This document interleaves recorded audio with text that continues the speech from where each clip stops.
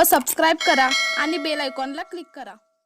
सैनिकांचे गाव म्हणून प्रचलित असलेल्या टाकळीवाडीचे जागृत देवस्थान श्री यल्लम्मा देवीची श्रावण महिन्यातील यात्रा मोठ्या उत्साहात संपन्न।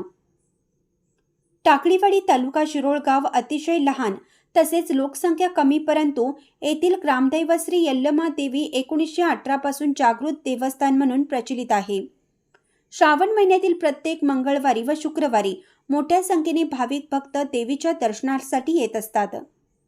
देवीच्या आशीर्वादाने सैनिकांचे गाव म्हणून प्रचलित आहे।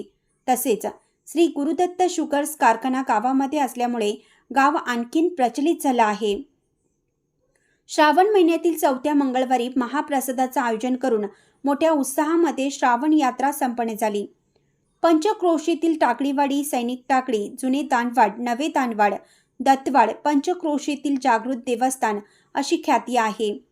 अनेक भाविक भक्तांचे मनोकामना पूर्ण करणारी देवी असून अनेक भाविक मोठ्या आनंदाने देवीच्या दर्शनाला येत असतात। पाऊस वारा याची जरासुद्धा भाविकांच्यावर परिणाम होत नव्हता। देवीला आकर्षक अलंकाराने सजवण्यात आलं होतं। यावेळी जवळजवळ 15,000 भाविक भक्तांनी प्रसादाचा आनंद घेतला। या देवीचे पुजारी आप्पासो बस्तवाडे व शीतल बस्तवाडे हे दररोज पूजा अर्चा करतात। इंडियाचा आवाज न्यूजसाठी जहांगीर रणमल्ली।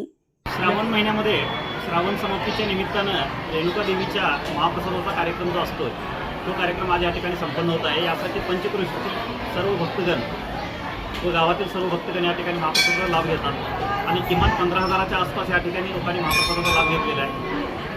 आजच्या महाप्रसादासाठी ज्या ज्या ज्ञात आणि अज्ञात शक्तींनी आम्हाला मदत केली, रेणुका देवीच्या महाप्रसादाकरता ज्यांनी ज्यांनी आहारदान किंवा देणगीच्या स्वरूपात ज्यांनी मदत केली त्या सर्व आहारदात्यांचं, देणगीधारकांचं रेणुका देवी ट्रस्टच्या वतीनं व टाकळीवाडी ग्रामस्थांच्या वतीनं आम्ही या ठिकाणी आभार मानतो।